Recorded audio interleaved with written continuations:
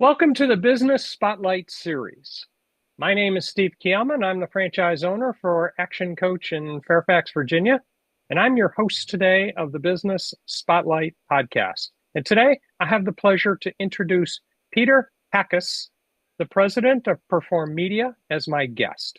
And today we're going to talk about Peter's business, his journey into business ownership, challenges, best practices they've found, and share a peek into what it's really like to build and operate a business. So if this is your first time on the channel, be sure to like and subscribe to get notifications when a new show like this comes down.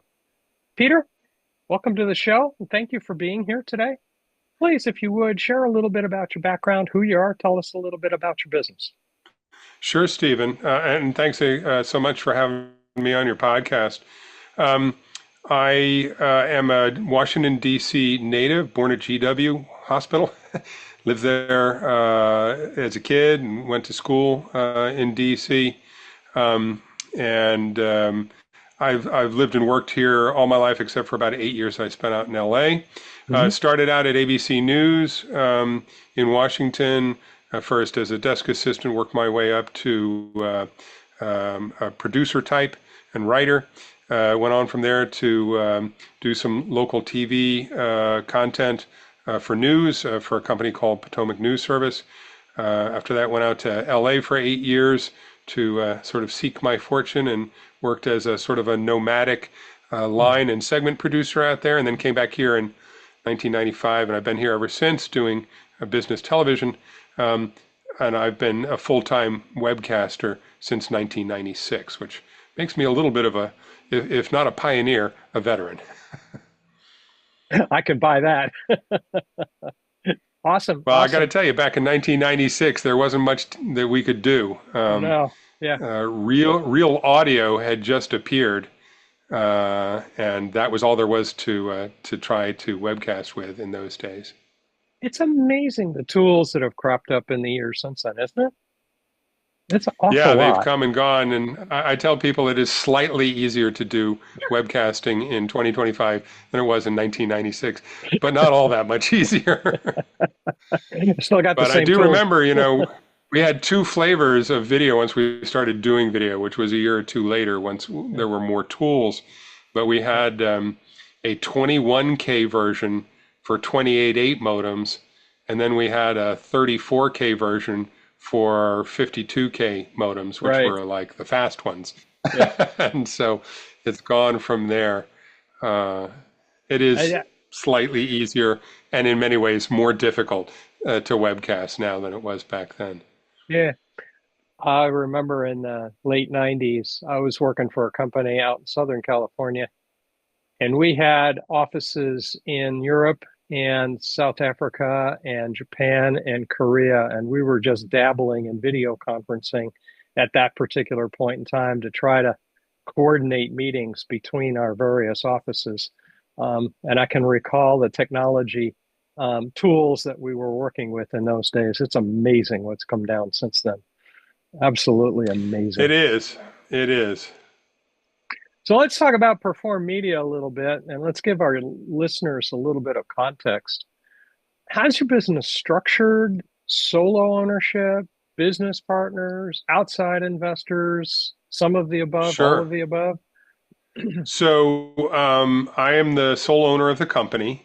Hmm. Started it out as an LLC, Hmm. and it remains actually technically an LLC today, but for the last 2 or 3 years, we've been an S Corp for tax Hmm. purposes. Hmm. So that's, proved to be beneficial to me as the owner. Hmm. So I'm happy that my accountant got me into that.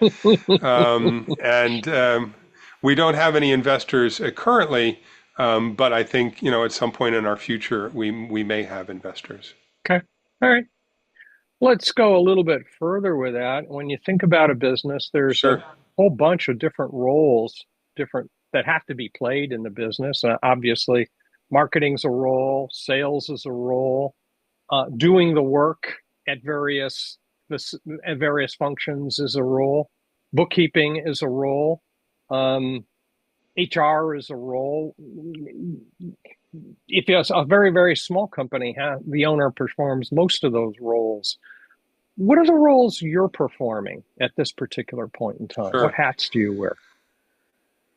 Yeah, I sort of wear all and none. Hmm. We have about 20 employees right now. Most of them are overseas, Hmm. and certainly in the earlier days, I wore all of the hats. I Hmm. still wear them somewhat, you know. Yeah, right. For instance, I was always told that in a small business, you don't cede your check writing capability to anyone else. Yeah. Not until you've been at it a really long time and you feel super, super, super confident that no monkey business is going to happen. Hmm. And so I've always been the one who wrote the checks, and I still do Hmm. that today. Hmm. So twice a month, I get a AP report from my finance team, and then I, write the checks. Um, I'm in the field a lot. Hmm. I like that. As an older guy getting older, I like the fact that it makes me run around and crawl under things. And the great thing about being a webcaster, setting up equipment, tearing down equipment, if you want to and you're looking for exercise, you can get plenty of it, because it has a very sort of, Yeah. blue collar nature to it. Yeah. I feel like it's one of the nicer blue collar jobs out there, but still there's a certain amount of hauling things around, lifting, opening things up, setting them up, whatever. So I Yep. like the hands-on part of that. And I literally lose 2 or 3 pounds every time I go out on one of these events, and I go out on, probably 6 to 10 events a year, Hmm. and for the reason, in part, that I like the fact that it helps me lose weight. Um, what I like to do is I'm an inventor at heart, although Hmm. not really an inventor per se. I mean, I know enough about code to be a pain to my Hmm. development team. Hmm. But I do sometimes suggest ways of doing things that they may not have thought of, and probably because I'm not a developer. Hmm. And so I'm a little bit out of the box in terms Hmm. of how I think of things. I'm like, couldn't we just hide that and da da da da da? And they're like, oh, we thought we were going to do it with code and make it actually completely go away. But yeah, I guess we could just hide it and maybe there's less code involved. So I like inventing. That's the one thing I like the most. Hmm. I think there's always a danger as an inventor that you invent too much and you can't sell it. And what have Hmm. you spent all your resources inventing that people aren't Hmm. buying? So there's always that danger. And then I do most of the sales work. So Hmm. my sales and marketing team is based in India. They're getting used to dealing with the American market, but Hmm. it's a bit of a learning curve. Yeah. Right. And so I still do most of the selling, but they're starting to do more of it. Hmm. And certainly they handle all of the correspondence, all of the appointment setting, that kind of stuff. Yeah. But then typically I'm still coming in to do most of the speaking and demoing, but we're trying to transition to them. We're writing scripts, we're doing that kind of stuff Hmm. to get them there. We're all kind of nervous about that, because we don't really know how that's going to work out. But we know that it's got to get away from me. So we have that. And then in general, I have as a goal to work myself out of any frontline production work at all, because I'm no spring chicken. And if the company is going to go on without me wearing so many hats and being so central to the process, they just have to start taking stuff over. So we spent a portion of last year, and we're spending a lot of time this year Yeah. backing me out of day-to-day stuff. Good. Not that I can't do it, just because I shouldn't be doing it. Yeah. The company should be doing a lot of these things without my involvement. Yeah, that's actually a perfect answer. I was going to ask that question is what roles are you working your way out of? Um, that's Trying an to work my important way out step. of all of them. Yeah, The last one that's I'll give up is the check writing. yeah, that's probably a good move. Good, good, good, good. Yeah. Who's your typical customer? Who do you serve best? So I haven't even really talked about what we do. Maybe Yes, I well, should take a let's second for that. that can give us a So, place to let's talk about that. right. So Perform Media is a hybrid and virtual services company, events company, hybrid and virtual events services company. So when physical events happen, often we're used to seeing cameras at the back of the room. That's us. That's what we Hmm. do. Hmm. And if it's streaming, we're streaming. If it's just recording, we're recording. And then typically we're providing it back to the client so they can then put it up and say, in case you missed it, here it is. And maybe Hmm. they're charging for it. Maybe you got it Yep. for free for being a member of Hmm. the association. And then the virtual version, there's no physical event. Hmm. It's just people like us right now in Hmm. our homes or whatever, communicating, having a meeting, having a conference, Hmm. showing content, having sessions, showing slides, taking questions, all that kind of stuff. Hmm. So we have the technology, which we think is sort of forefront. We think kind of that's where the promise for our future is. We're doing a lot of things that other people aren't. We're also a little bit different in that we provide all of the boots on the ground Hmm. services as well, and that's very rare. Hmm. So we do in-room AV, we do capture with the cameras, the robotic Hmm. cameras. We do badge printing, we do lead retrieval, we bring internet with us in a box. So Hmm. it's actually getting internet from the cell networks and bonding it together. And we Hmm. use that to stream instead of the incredibly high-priced cost of the hotel handing you an Ethernet cable for your session room. That can be $4,000 or $5,000 for one day in one room. So we Hmm. bring it with us for a much lower cost, that kind of stuff. So that's unusual in that we are doing both of those things. Hasn't made us a household name yet, but these are differentiating things that we do. Good, good, And I'm good. not sure what the original question was because it Who's the wasn't about typical, what do you do, it was something else. who's your typical customer and how do you, Oh, and typical customer. Yeah. So yeah. our typical customer is either an association. So, we work for a variety of different associations, typically covering their annual conference and maybe other events that they do as well. They're sometimes nonprofits. Hmm. So, for instance, we work for Scouting America, we work for Goodwill International, Hmm. and we do several events for each of them each year. And Hmm. then corporate, Hmm. we've done a number of projects. Folks like Microsoft, Xerox, stuff like that. They have all hands meetings. They have public marketing events, things like that, and we often will help them in that regard. Awesome, awesome. And Now, with education, I guess.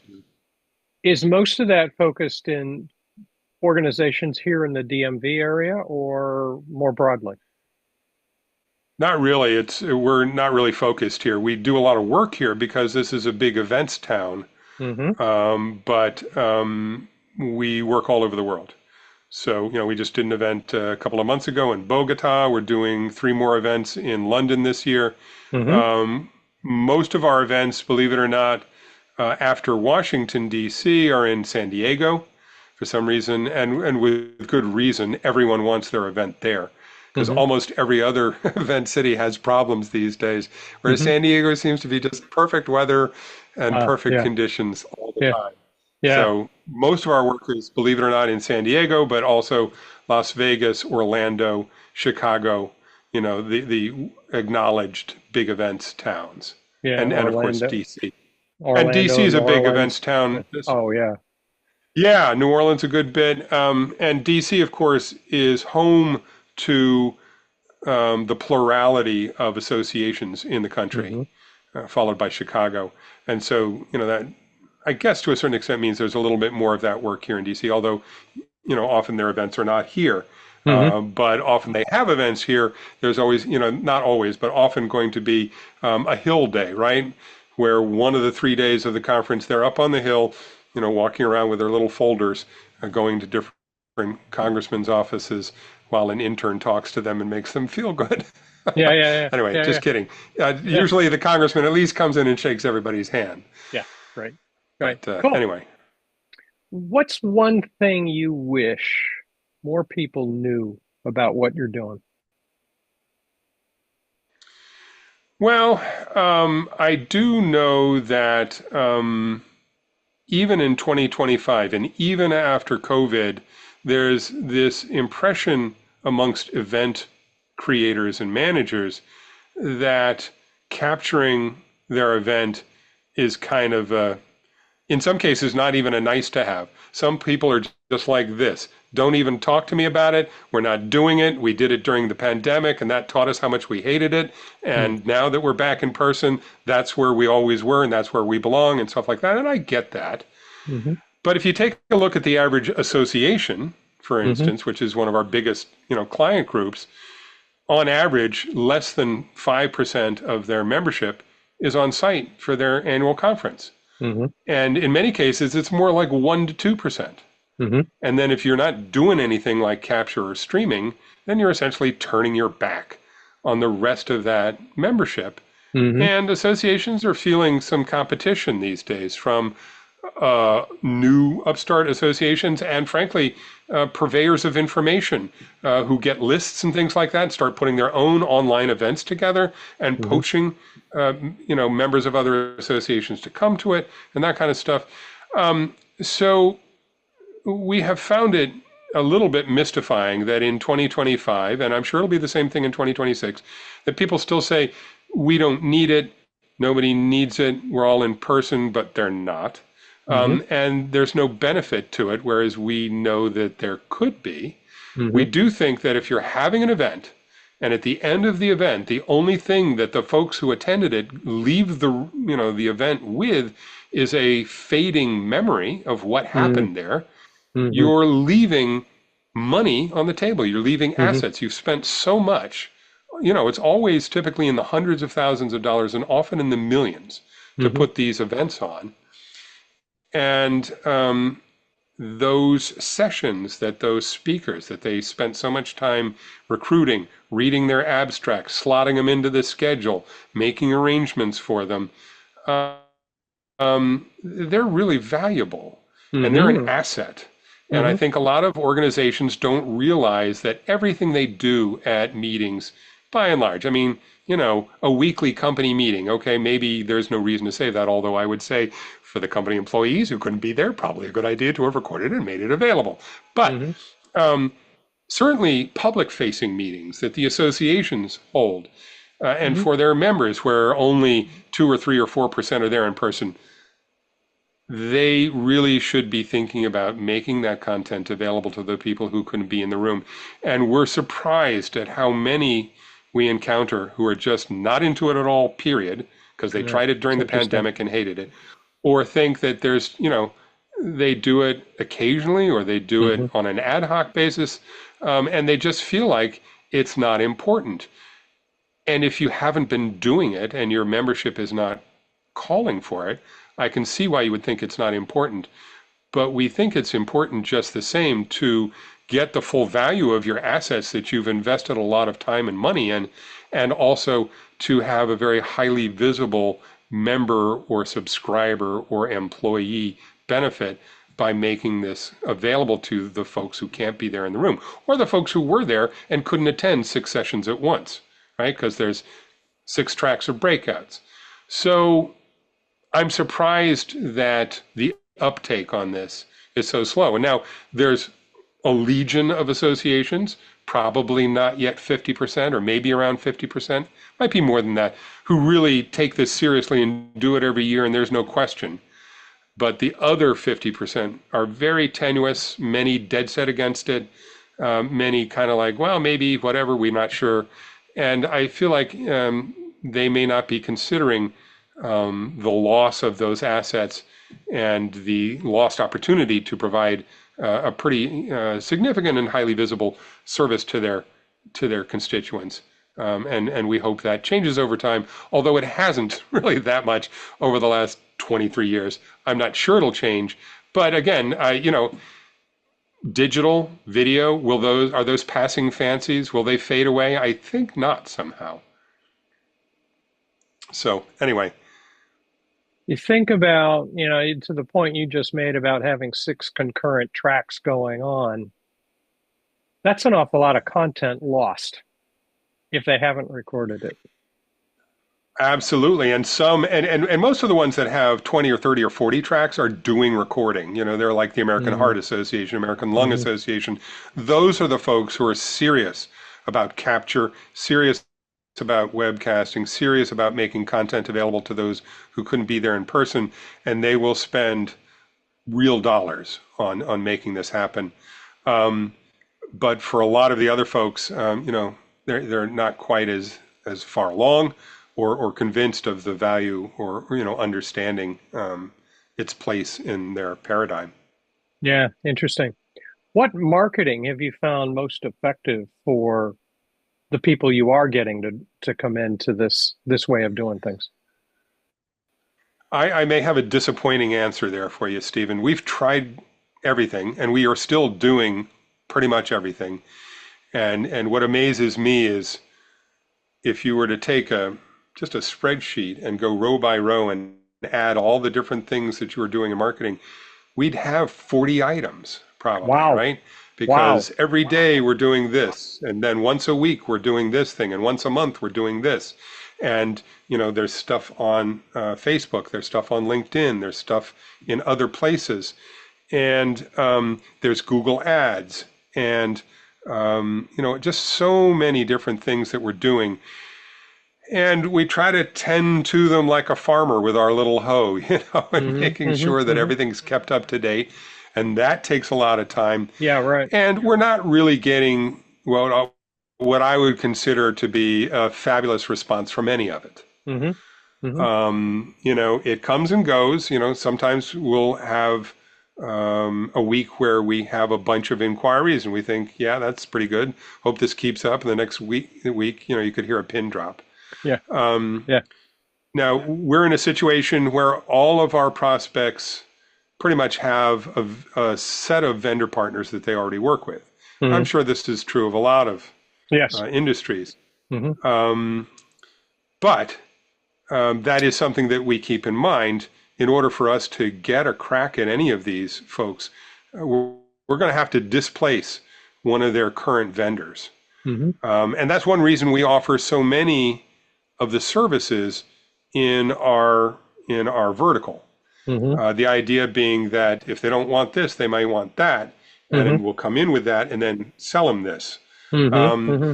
and we find, strangely, even though we're not big fans of badge printing, it is not an amazingly glamorous process. Okay, it's Hmm. printers and sort of pain in the butt processes, right? Hmm. But that's the thing that we get the most inquiries about right now, Isn't that and we're interesting? doing the kinds of things. Yeah, and we've created landing pages for every single thing that we do. We probably have 30 landing pages, right? Badge printing, lead retrieval, this and that, everything you could possibly think of. And then it's times every city that we're in. So badge printing in Phoenix, badge printing in Las Vegas, badge printing in Reno, Hmm. and there's all Hmm. of those, And, and so we certainly feel like we're spreading our footprint out in ways that we can. And, we have these people coming in. The plurality is badge printing, not something we're super interested in. But we have found that, with a few of them, and it's, I think it's trending towards more of them, we do have a chance to say, hey, we do a lot of other stuff that other people don't do. We do audio translation for live or on demand in 65 languages. No, nothing to download, install, nothing to sign into. It's just there in the media player. Hmm. Captions in 65 languages. Pick a caption, pick the audio, sign language, stuff like that. And so when we mention that to the folks that have called us about badge printing, then sometimes we do get interest in some of the other things that we do, and we see some hope there. Hmm. But I think we have benefited from having a somewhat wide palette of different things that we can do. And then, we're in a position to be surprised by what we got called for, but we're okay with it. We're happy to Hmm. do that as a leg, foot in the door, Hmm. because it's awful hard to get through these people. Otherwise, they're good, they're pat, and they're not really interested in talking to somebody Yeah. because they already have all their vendors for this. Do you have um, strategic alliances with synergistic firms that can bring you in to opportunities? We've not really figured that out so far. We've had some of Hmm. those in the past Hmm. and found that nothing happened. Mm-hmm. They wanted us to refer business to them. We wanted them to Mm-hmm. refer business to us, and neither one happened. Okay. Mm-hmm. Yeah, right. Now, I can say that we didn't assign our best and brightest people to manage this and give them targets that they had to hit or anything like that. Yeah. And probably without that, that's why you don't really get too much uptake, right? If you don't have a Yeah. process, you don't really have results. Okay. And, Yeah, right. that's one of the things that I think we would talk about with marketing and sales. If you don't have a process, you won't get the results there, especially with marketing, right? Because you have to keep continually farming and churning and turning it over and creating the new content, and making sure, Yeah, you're not overpopulating one platform, that you're not underpopulating, that you stick to a schedule, that you create right. loyalty, all of that kind of stuff. So that is ongoing. But we've never really found any partnerships, and it may be because we do so much Mm-hmm. that there's not that many people we can partner with. Yeah, right. Yeah. I mean, we don't book hotels, we don't book rooms, we don't do catering, we don't do lodging. So, that's probably an area where we could partner with some other folks. But in a lot of things where we might partner, we end up doing it. And for instance, with AV, in-room AV, we used to partner with some other folks, and we used to get calls from them because they needed somebody to stream for them. Mm-hmm. They were going to handle the in-room AV, the projectors and the mics, but they needed somebody to operate the cameras and stream. But because we do in-room AV now, we have our own equipment. We don't get calls from those guys anymore. Why? Because we don't call them anymore. So Yeah. those can be sort of self-fulfilling, unwritten prophecies, right there. Yeah, yeah, yeah, yeah. Let's change directions a little bit. Sure. Why did you choose to go alone to go into business in the beginning? I've been fortunate to work for myself pretty much all my life. Hmm. And that's somewhat unusual, especially I think when I started out, it was really unusual. So in my mid to late 20s, I moved to LA, Hmm. worked on my own. I had a fax machine and felt like I could communicate with the world. And to a certain Hmm. extent, I could. Hmm. And I had, one of those early laptops. This was back in '88. Hmm. Um, and, I really liked it, working for myself. So, especially in the video world, it is a world where freelancery is a lot more central to that vertical Hmm. than probably in some other verticals. So, Hmm. pretty common, pretty accepted, pretty understood when you have a single person who's arranging to create video for you. Hmm. And that person's probably going to hire the crew or maybe help write the script, do the post production, that kind of stuff. So it was a good field for that because the paradigm was already there, even back in Hmm. '88, for a one-man band kind of office or company to sell that kind of stuff. And I kind of just Hmm. went from there. When I moved back to DC in '95, I went back to work for my old boss who had Potomac News Service and now had a real estate training company. Hmm. And they were harnessing direct TV, right, Hmm. as a way of getting the signal to the different offices. And the offices basically, they had to deal with DirecTV. The offices would install DirecTV, and it'd be there, and they would watch, and they would watch training and stuff like that. In reality, it turned out that, doing the plumbing to get everything from the roof down to your office was incredibly expensive, not like doing it at home, way more expensive than the actual service was. Sometimes three, four, five, $6,000 just to get the signal to the office for a bunch of people who were never there. The Right, realtors are in the field. right. I mean, they are in the office nowadays probably because they're not driving around so much. But back in '88, they were driving people around. I remember this one realtor that we worked with. We did, real estate training, and I was the director of programming and production for that. And this one guy said, "If you're not going to buy from me, get out of my car," and that was his motto. Yeah. And there was a different era. But at that time, then I thought, wow, this is terrible. Hmm. It takes so much commitment to hardware that's probably going to be obsolete at some point. Hmm. Although I don't think it really has proven to be. So I was wrong about that. But I was just beginning to see streaming. I did my first streaming on the internet in '93. I Hmm. created an event called the International Electric Grand Prix, which was Mm. on the grounds of the Long Beach Grand Prix, and it was all electric race cars. Mm. And we have our first video clip up in 1993. It was, a QuickTime file because that's all there was to Hmm. see video digitally in those days. Um, and so in '88, I was, excuse me, in '95 when I came back to DC, we were starting to see more streaming, and I was like, wow, this would work a lot better for getting this into various people's offices, homes, whatever. And so I convinced my boss to start working on thinking about streaming instead of DirecTV for a lot of the different things. And we eventually sold to public television. We did their first digital video online for them. A number of real estate companies like Coldwell Banker and ERA and two or three others, and a variety of other companies. We started doing their first video online. So I really liked it, and once I left that company, worked for another one for a little while, and then in 2003 started my own, which is still here today. Awesome, awesome, awesome. What were you hoping to get out of doing business for yourself? What were you hoping to get out of it? Well, I hate being told what to do, especially if I don't agree with it, right? Yeah. I'm a little bit more of a leader type, a little bit Hmm. more of the idea guy, a little bit more liking to be in charge. Hmm. So I'm comfortable doing that, not as comfortable being the shut up and do it, employee type. And so even though I was an employee, I was usually an employee who got a lot of leeway and was allowed to do a Hmm. lot of things he wanted to do. But still, I wanted to have my own company.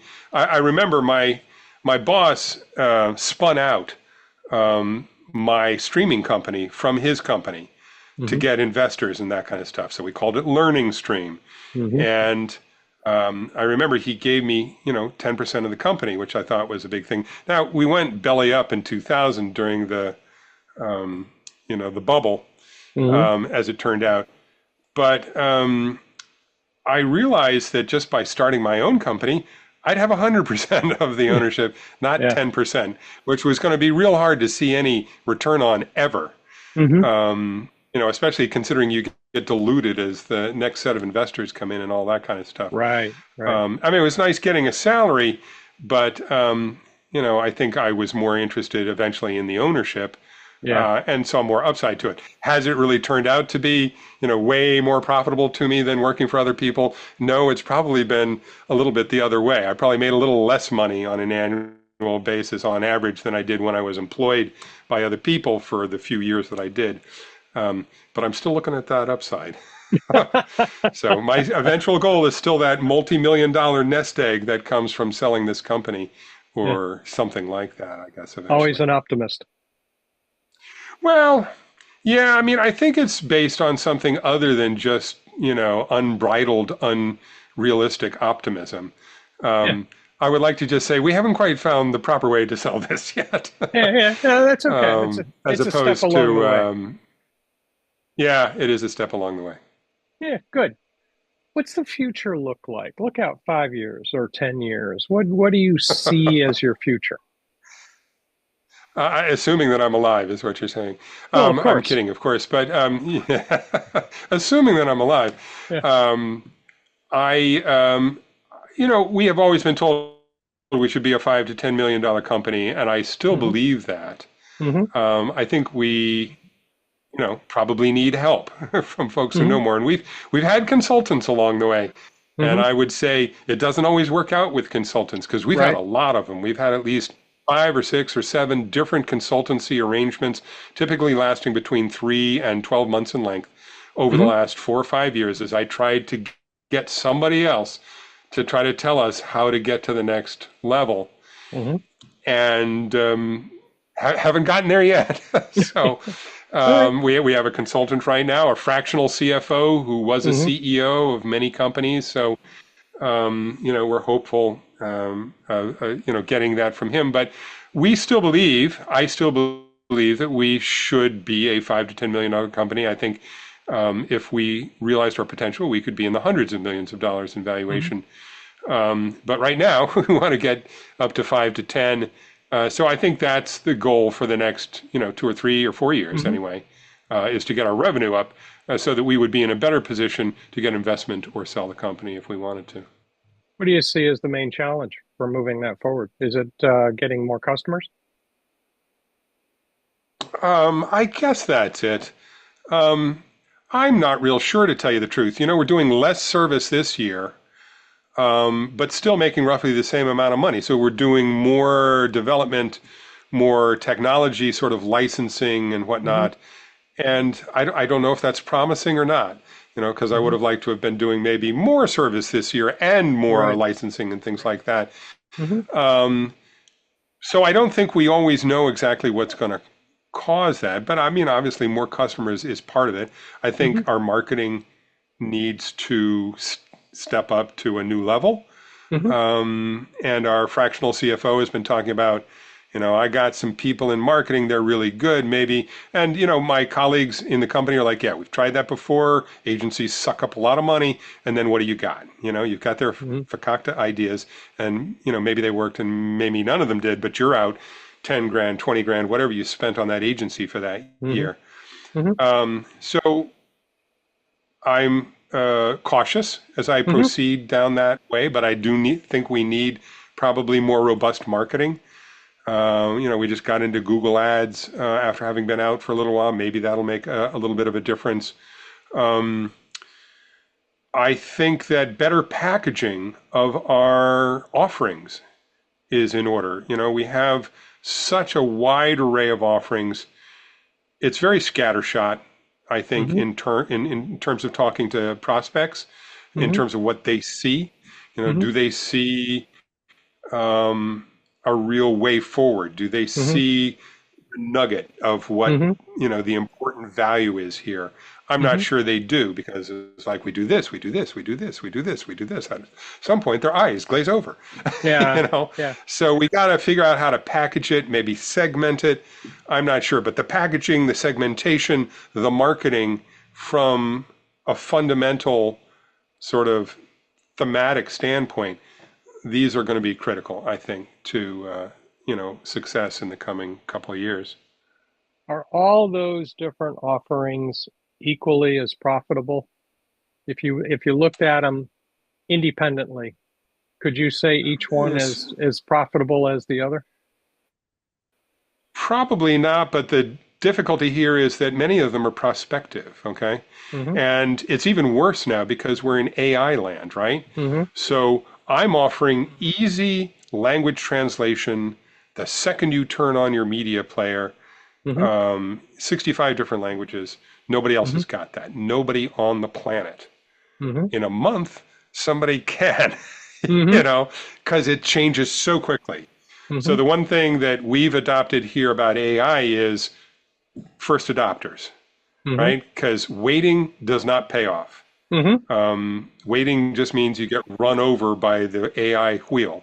Hmm. So we'd rather be on the forward edge, which doesn't mean that we're betting a lot of money on it or a lot of marketing campaigns on it, but Hmm. we're definitely working it in. And all of this language translation is AI based, right? Hmm.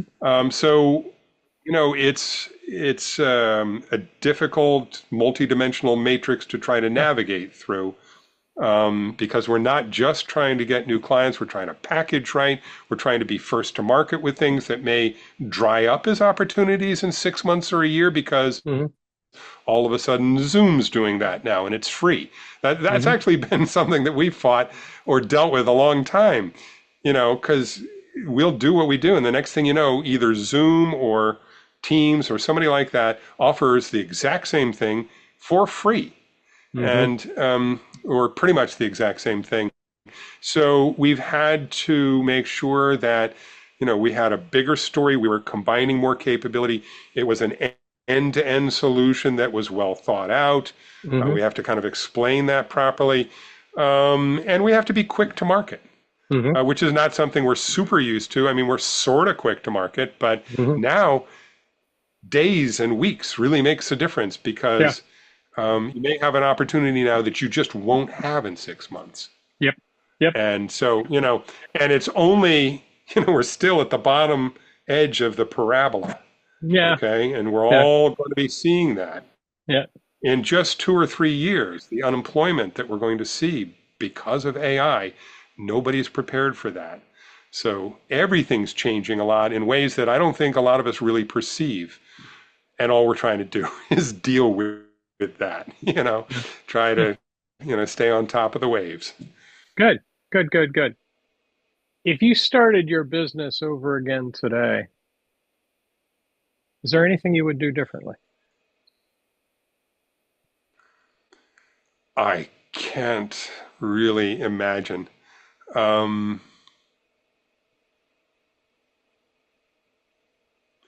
I think there would be other ways to start a business like mine from scratch. I'm not Hmm. sure I would have wanted to do any of them. I think Okay. starting out as a solo guy and doing a lot of stuff myself to start out was a decent way to start. Certainly, it didn't It's a take a good huge learning investment. process. Yeah, certainly you know everything that needs to be done, and you can Hmm. teach others Hmm. from a position of knowledge as opposed to, sort of guesstimating, right? Because you Yeah. don't really Right. know Right. everything that your company does. And I notice that as time goes on, I know a little bit less about certain things. I have to start inviting some of my engineers into some of my demos because, like, I Right. don't know how that thing works, Yeah. and I can't really run it through its paces. I need somebody Yeah. else to push the buttons. But I don't think I would necessarily pick some other way of doing this, like finding four other people and doing a partnership or something like that. Huh. Okay. I'd sort of rather die than try to have to do something like that. Yeah. I don't blame you for thinking that way. That's good. That's good. So awesome. Before we wrap up, let's try a few rapid fire questions. Let's play a little bit. And this is Sure, purely off the cuff. Um, knee-jerk kind of reactions. What would you say no is a key to problem. what would you say is a key to success for you? And I got to tell you, I'm still looking for it. I used to tell people that I went out seeking my fortune in LA, and when I came back, I said it's still fully hidden. It's hidden so well that I could not find it. Um, and so I'm seeking success, but not yet finding that, not what I call success. I've managed to pay my mortgage. I have a nice sailboat out on the bay. That's about it. I drive the company van around. So, I'm not living high off of the hog that my company has provided me, vast profits to enjoy. So I'm not as successful, certainly, as I hope to be. Hmm. I'm happy that, we've never missed payroll. We've always paid Hmm. everybody on time. We've never Okay. had a black mark, from any lenders or any vendors or any clients, anything like that. But that's not success. Success is, nice profits, retirement someday, God forbid Hmm. that I should actually Hmm. get there. Certainly, there's no picture of retirement right now for me. I'd love to be in a position where I could actually think that potentially retirement would be in my future, because Hmm. to a certain extent, I'd rather not end up, never having had a chance to retire. I think that would Hmm. be nice, just for a year or two, Yeah. Yeah. Um, so it'd be nice to get the company in a position where it was doing a lot better. So success, not yet there for me. Okay. If we So were, unable to talk about what the key to it is.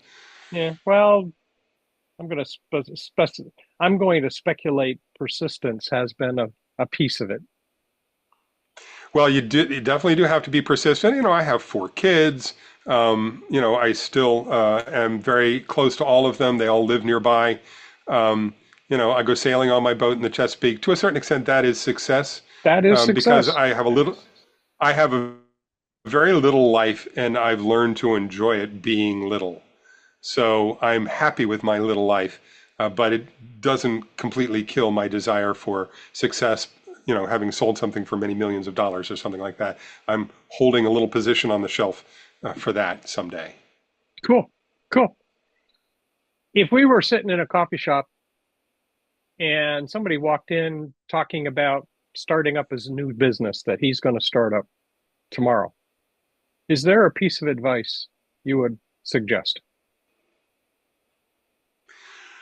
I think it's good to have customers before you start your business if you can. Mm, People you've talked to, people that know you because you did this for some other company and you don't have a yeah. non-compete or whatever.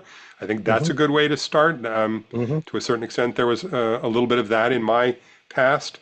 Hmm. Um, I think that's perhaps one of the number one things I would suggest That's a because, um, if you have a prospective customer or two or three, um, that can really make a huge difference over spending that first year looking for that first customer. yeah. I think that's a good one. So, That is a good one. Is there make a sure you have enough money to get by for 6 to 12 months well? It buys with time. very little Yeah, business. yeah. It buys time. Good. Yeah. Is there a book you're reading now or have read recently that has contributed to how you run your business now? There is not. I used to read books. I read, typically 6 or 7 a year, maybe eight. Hmm. Hmm. And I don't read books right now because I don't have time, really. I read Mm. periodicals.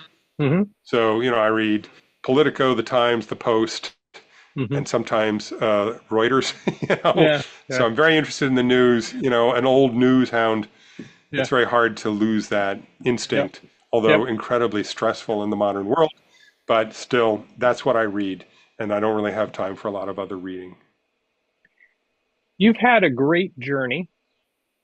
Even if you haven't got it all the way the place you want it, you still have had a great journey. You've done things, you've innovated Yeah. things, you've taken this business into places it never was.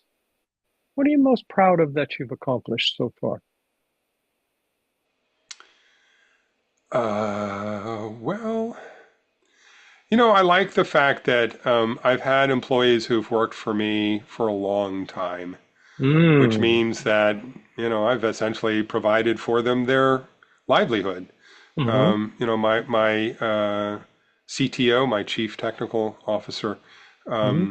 has been with me since 2010, Ah, and I'm okay. sort of proud of that.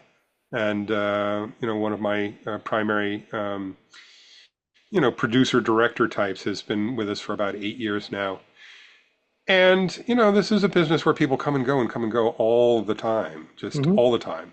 Hmm. And I'm happy, I feel a little bit gratified that people generally have not moved on. I mean, we fired a few people, but Yeah, well. largely they have not quit. Hmm. And I feel like that's because we've created an environment for them where they were reasonably happy. And we don't do a whole lot of, like bowling trips with the group. Right, I right. mean, most of the get-togethers happen in India, believe it or not. They get together over there because we only have 4 people here in the US. Yeah, And then they're in the Philippines and Argentina and Peru and Pakistan good. and India. Yeah. And so they get together there. So despite the fact that we don't have some awesome social life associated with the company, um, and I don't think we're paying anybody, a king's ransom anyway. People have stayed, Hmm. and we've got a lot of folks, who are here from the 4 or 5 years, Hmm. and some a little bit longer. And I guess I'm proud of that, that Hmm. we gave them an environment Hmm. that was fulfilling enough for them to stay at. And, some of them, I mean, like my lead engineer was what they call in India a fresher when he started, right? He was a new guy, Hmm. had just kind of come out of training, maybe college, learning how to do HTML coding. Hmm. And he's now essentially genius level. He can Mm. do anything. Good. Between him and my chief technical officer, if there's something that you want to do digitally, they can do it, or it Mm. can't be done. And I like that. That's really nice. And if you don't create the environment that keeps people like that satisfied, they go on to Yeah. greener pastures or whatever, and you lose that. But we've had Yeah. these guys, they learn from each other. They became, I think, in many ways, one of the top engineering teams in this world of multimedia that we're in. Hmm. And that's gratifying. Fantastic. Fantastic. On the flip side of that, just for fun, you had a magic wand that you could wave and fix one thing in your business today, what would it be? We'd certainly like the sales and marketing to suddenly produce way more leads and signed service orders than we currently Hmm. have. Good. It is something that, you know, on a daily basis, we reaffirm our desire for that to happen. Makes sense. Um, and so, I think that's one of our biggest goals. Cool, cool, cool. Awesome. The last question for today. What's most inspiring to you today? Um, I think that from a business standpoint, you're talking about, not just Hmm. necessarily in life in general. Hmm. Believe it or not, it may not be of any use to anyone else, but the most inspiring thing to me is that I still really enjoy what I'm doing. And I think it probably helps to own the company Hmm. because I don't think necessarily everybody else that works for my company has that same feeling. But I still enjoy going to work every day. I still really Hmm. enjoy inventing. I still really enjoy demoing things and selling. Yeah. I still enjoy the work. Hmm. And I'm grateful for that because I might hate it, and that would make this more difficult. Yeah. But it's good that I get paid for doing what I love, and have some optimism about a payoff in my future. Awesome. And that's enough for me. Like I said, Okay. little life Yeah. perspective, and this is part of sort of a little life realized, I think. It's really important to enjoy what you're doing and get satisfaction from doing, and that's an important commodity. And it's hard enough to get through. It's hard enough to drive a company. If you don't enjoy it, probably ought to be thinking about a different company, um, a different product, a different Yeah, something. and different people have different situations. They may have inherited the business or whatever. I mean, there's a lot of different stories out there. Hmm. But, I think people who try to start a business doing what they love have the most to look forward to there. Hmm. Yeah, I would agree with that. Awesome. This has been a great conversation. I really enjoyed hearing this story. This has been good. I think you have had some interesting nuggets in this story. This has been really good. So thank you for sharing Well, all good. of I'm that. glad. Yeah, no, this has My been good. pleasure. So for the audience, I encourage all of you watching, save this show, come back, watch it again, because Peter has given us some good insights in different places here. So don't forget to like and subscribe to our channel so that you can get notifications every time a new conversation comes along. Thank you for everyone who joined us today, and a special thank you to you, Peter, for being with us, sharing your story. I really appreciate it. It's my pleasure, Stephen. Thanks so much for having me on.